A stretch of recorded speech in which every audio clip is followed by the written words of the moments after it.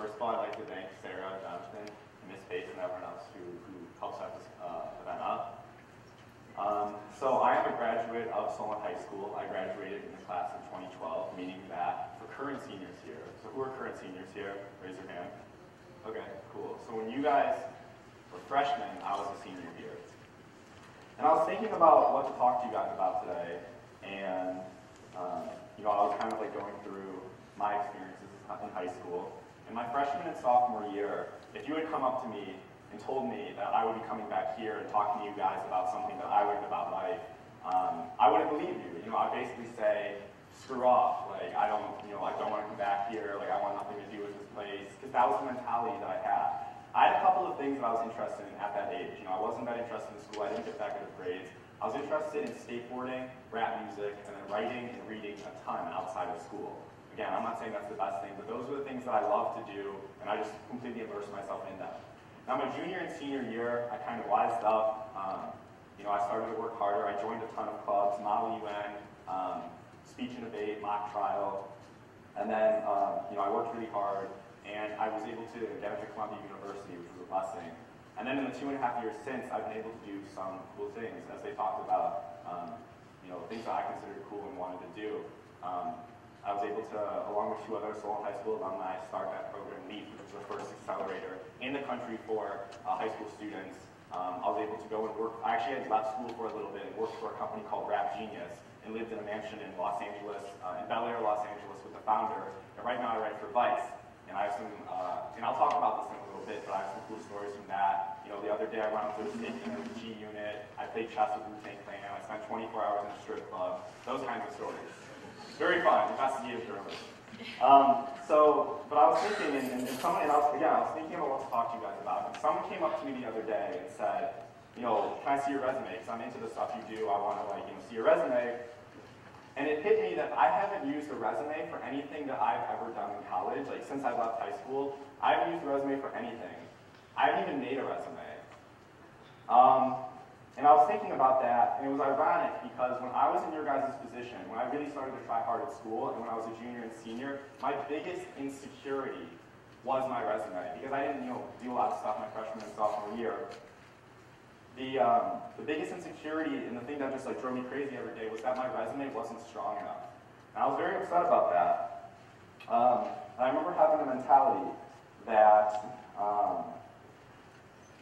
my resume isn't strong enough, like I should be doing all these things, and then my junior and senior year I joined those clubs, and it wasn't because I was necessarily passionate about it. It was because I was, again, just doing them for my resume. And I know this mentality where it's like you do things for your resume because you want to be a better college applicant, or you want to get a good job or something like that. It's a very understandable mentality. When I went to Columbia, I met so many people who had this mentality. But let me tell you right now that if you keep this mentality of just being like, oh, I'm only going to do it because it looks good on my resume, I'm not going to necessarily do things I like, this mentality might not necessarily seemingly hurt you as a job applicant. It might not seemingly hurt you as a college applicant. And the reason I use seemingly is because I'll talk about it in a little bit, because I still think it does hurt you. But as a person, it will completely, completely ruin you. What it creates is this culture of fakeness. And I know, we can talk about it all day. Even when I was at Solon High School here, and this is not just this high school, this is all high schools, we live in a very, very competitive age, modern world. We live in a very, everyone feels their resume isn't good enough. Everyone feels that whatever they're doing, their grades, their test scores aren't good enough. But I mean, this example, it extends into extreme, boundaries. For example, even when I was in high school, if you're doing humanitarian or nonprofit work, it's good that you do that, but sometimes, and I even had friends who did it, who would say, oh, I only did that for my resume. I don't care at all about it. And again, that's a very, very hurtful mentality. It's rewarded by our society. You're rewarded. People are like, oh, you do all these things, whatever. No one's ever actually asking you if you want to do those things, or if you have the innate passion to do those things. For example, as I said, it creates a lose-lose mentality. For example, if you were really passionate about music and you wanted to take band all 4 years, I did that. I was really passionate about music. I wanted to take band, but people were telling me, People would tell my mom, your son's not going to get into a good school because he's not taking enough APs. Or if you wanted, I had a friend who wanted to take an art class, and she was like, oh, well, I don't want to take art, even though I really love it. Like, I'll just take like personal finance or something like that, because that look better to colleges. First of all, I don't even know if that's true. But secondly, that to me creates the question of where's the passion? For everything that, the thing is, I'm a hypocrite because when I was a junior and senior, I was doing a lot of those things, just because I wanted to put them on my resume.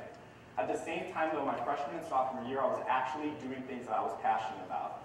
And I had a couple other things going on during my junior and senior year that I was passionate about as well. But that's the biggest question. And the funny thing is, I'm actually just going to add this in, is I was talking to Mr. Northrup, who's a teacher here at this school, right before this talk, and I was talking to him about what I was going to talk to you guys about. And he was even saying, for example, world history and AP world history, people are like, oh, why would I take, people take AP world history and get a B. And they take, they're like, why don't I take just regular world history and get an A?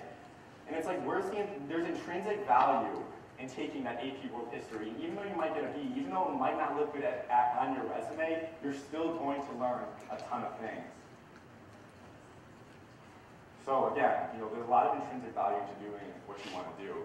And the funny thing about it is I work in my school's admissions committee, okay? And I used to actually tutor kids on how to get into college. And the craziest thing about this is, to me, as I said, doing things because you actually love to do them has so much intrinsic value and it drives you so much. And having that passion is one of the best things you can do for yourself. The funny thing is, colleges more than ever now, people are applying, they have the same grades, the same scores, the same extracurriculars or whatever. And the biggest thing that colleges are looking for is, one of the biggest things right now is the essay. And the essay is everything that's outside of that resume. The essay is who you are as a person. When I got into college, my admissions counselor wrote to me, she said there were 3 things that distinguished you from other applicants. Because again, I was in those clubs, I did those things, I had the scores. My junior and senior year, I had the grades. And she said it was the books you read outside of school, it was your essay, which again was your experiences outside of school, and number 3 was your work with Amnesty International. And I laughed so hard when I said that, when I read that, because Amnesty International was the one club that I was doing that I was truly passionate about, and I didn't care if it went on my resume or not. I was just interested in doing it, and I wanted to do it. And she said that your passion for that clearly shone through. And, I talked about all these things that I did, when I wasn't working in school. I mean, I wasn't working hard at school, like skateboarding, hip hop, getting involved in doing a lot of reading and doing a lot of writing outside of school. And as I've gone on through life, a lot of the skills I did learn in school, like Model UN and the things I did learn, they've helped me, but equally as much, the things I learned outside of school and did simply because I love them have helped me in crazy ways that I didn't even imagine. For example, with rap music, I spent all this time learning all about rap, making rap songs with my friends, and it was fun. I wasn't doing it for anybody but myself. And then as time has gone on and I've tried to do the things that I wanted to do, I found that I can get I can do stories about rap that nobody else can write, and that makes me more valuable. I was able to get my dream internship because, I knew so much about rap music. I didn't use a resume. I didn't use oh, I was in this club or had this SAT score, had this GPA. I just simply brought my passion to the table and people were able to see that. So don't get me wrong, resumes are still incredibly important. And I talked about my high school experience, and I had this first half where I just only did the things I wanted to do, and then I had the second half where I was doing things that I felt a college admissions committee or a future employer would want me to do. And I'm not saying one's more important than the other, I'm just saying they're both equally as important. And the thing is, I feel that in today's society, we talk about the modern world, the competitiveness of today's society has diminished the value of passion. And I think people lose themselves in this mentality of, oh, why would I do something I wanted to do when I could just be doing something for my resume, or this is going to look good on my resume. So what I want to challenge you guys to do today is to think about going off the resume. What are you really doing for yourself? For example, we have an amazing Science in Olympiad program at this school. I know, I was never in Science in Olympiad. But are you doing it because you really love science and are passionate about it? Or are you doing it just because you want to win an award? And the thing that also comes down to is, who are you as a person? Because if all your accomplishments were taken away today, and you couldn't use your resume for anything, who would you be? Would you be a person who could have an interesting, meaningful conversation about a variety of subjects, who has their own hobbies, their own interests, their own skills that they developed on their own? Or are you a person who can only compare and talk about SAT scores and grades and whatever your extracurriculars are and what colleges you're going to? Because from what I've seen, in my limited experience, I've only been out of high school for 2.5 years, even at my school, the people who are going far are the people who have that passion and aren't just mindlessly following what they think other people want them to do. They're really going for what they want to do. They're going for their own passion. Because let me tell you guys, how many of you guys are high school seniors? Okay, a couple of you guys. When you get to college, your resume is taken away from you. You can't use your high school accomplishments in college and ever again in the future. So your resume is going to be taken away from you, and you're going to have to face the question of who am I as a person? If you're somebody who does all these things and then goes home and watches TV, I would say that was a more accurate indicator. Just watches TV all the time. I would say that's a more accurate indicator of you as a person than someone who maybe tries to do a lot and then maybe doesn't do as much as everything else, but when they go home, they continuously are learning outside of school and doing things for themselves.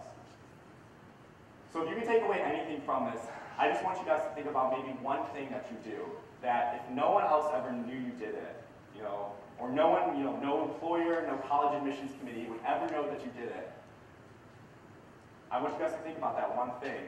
I want you guys to think, your passion, and I want you to think about how, what that is, and if there is something there.